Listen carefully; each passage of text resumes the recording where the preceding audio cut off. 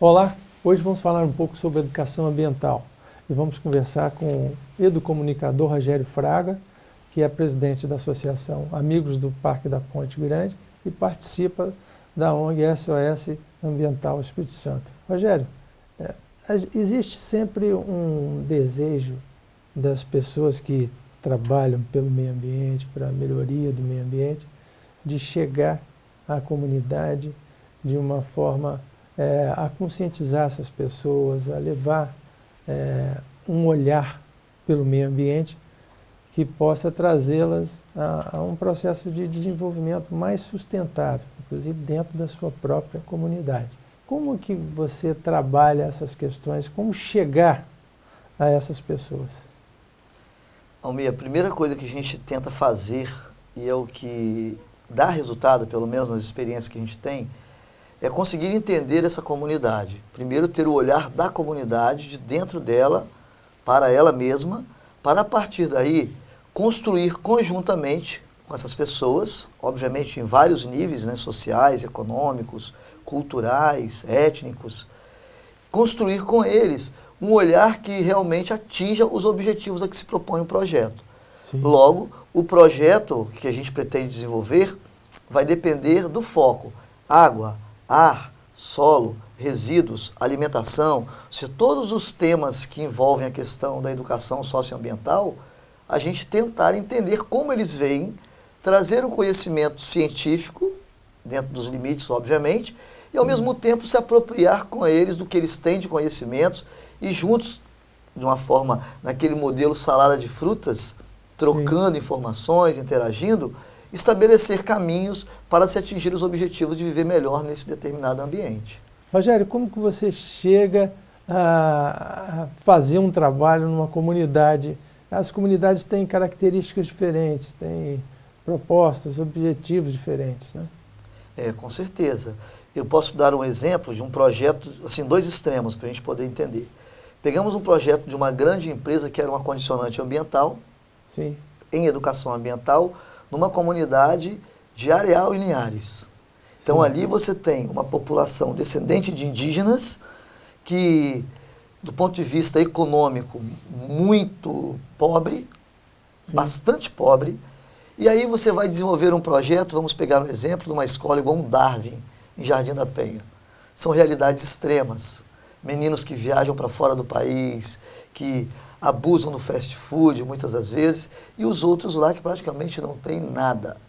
Sim. Obviamente, o conteúdo que nós precisamos desenvolver, se for o caso, vamos dar um exemplo, água, a relação que essa comunidade areal estabelece com a água é uma, considerando o ambiente onde eles vivem. Já um indivíduo urbano, um jovem, um menino desse do centro urbano, ele tem uma outra relação com a água, apesar de ser água. Todos tomarão banho, todos beberão água, mas o ambiente onde aquele lá de Areal está, essa água muitas das vezes não tem tratamento.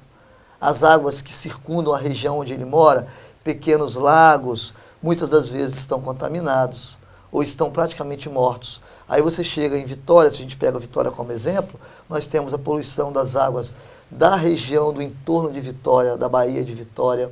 Temos a questão da água, que ela é paga na torneira. Um outro exemplo, obviamente da CESAM, que é interessante, num desses projetos no interior, a nível de sul, numa cidade, eu entrevistando e interagindo com uma senhora, a torneira aberta o tempo todo na pia.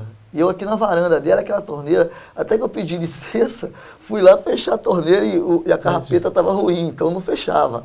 Ela falou assim, pode ficar tranquilo, meu filho, porque essa água vem lá daquela montanha e não para nunca. Poxa. Então, olha a diferença. É outro conceito, né? Outro conceito. Agora, essa dificuldade de chegar às pessoas, como é mais fácil chegar a uma comunidade que tem maior escassez ou uma comunidade que tem mais abundância de recursos, como níveis sociais mais elevados? Claro. Por exemplo, no caso, vamos pegar então das que têm mais escassez. Níveis econômicos mais elevados. Acesso aos bens de consumo, né, as tecnologias. Vamos pegar então pelos mais carentes, economicamente, obviamente. É uma comunidade onde o primeiro passo é diagnosticá-la, entendê-la. Nesse caso, vamos manter então o conceito lá em Areal. Quando a gente chega com o conceito de cidade, um educador socioambiental formado no centro urbano, com os conceitos teóricos da academia, e chega no ambiente daquele, o primeiro passo é identificar como é que está aquela situação, como é que estão aqueles meninos, aquela comunidade, aquela escola, as relações sociais que estão estabelecidas em todos os sentidos, de poder, poder público, o diretor da escola, os pais, os professores e os alunos.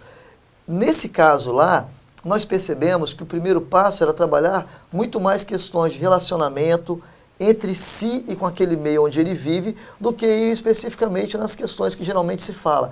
Ah, vamos colocar o lixo no lixo.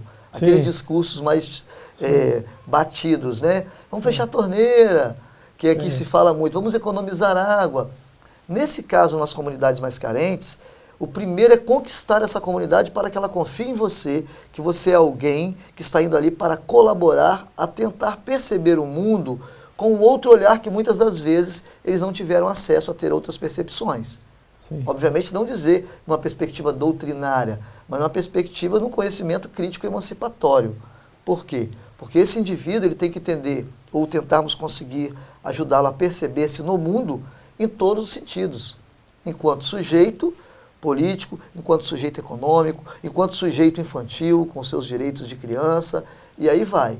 Já quando a gente vem para um universo, vamos supor, de uma capital, no caso de Vitória, um centro urbano, nós já vamos ter meninos com experiências e com valores, com até experiências internacionais, como em algumas escolas aqui que a gente vai, que quando você, igual num desses eventos, num desses projetos, quando você fala que temos que tentar reduzir muitas das vezes os consumos de supérfluos, ainda mais em fast food, que tem muito descartável, foi em coro. Os meninos na sala de aula me falaram bem assim, ah não, aí você também está querendo demais, né? Sim, sim. Por aí... porque mexe numa parte justamente que diz respeito aos costumes dele. Cultura. Né? Cultura dele. Cultura. Mas aí a gente pega o seguinte, se a gente pegar nesse caso aqui específico do centro urbano, a cultura de ir a um fast food, aí você já vai encontrar 1000 possibilidades de tratar da questão socioambiental. Porque nós vamos analisar sempre no contexto da economia, no contexto ambiental, no contexto histórico, no contexto social, com vista a um comportamento sustentável, como você tinha comentado anteriormente. Então esse menino do centro urbano, do poder aquisitivo mais alto, o grande desafio é sensibilizá-lo a ter um olhar coletivo, porque ele se basta economicamente, muitas das vezes, pelo fator econômico da família, e que para ele nada é risco, porque ele tem facilidade de consumir, ele tem facilidade comprar, né? De tudo, dentro de casa, o banho quente, às vezes a banheira, a piscina, olha a relação com a água dele. Ele não consegue identificar de onde que vem essa água, né? Isso. Esses são desafios. Nós vamos a um rápido intervalo, voltamos já com a nossa entrevista. Fique conosco.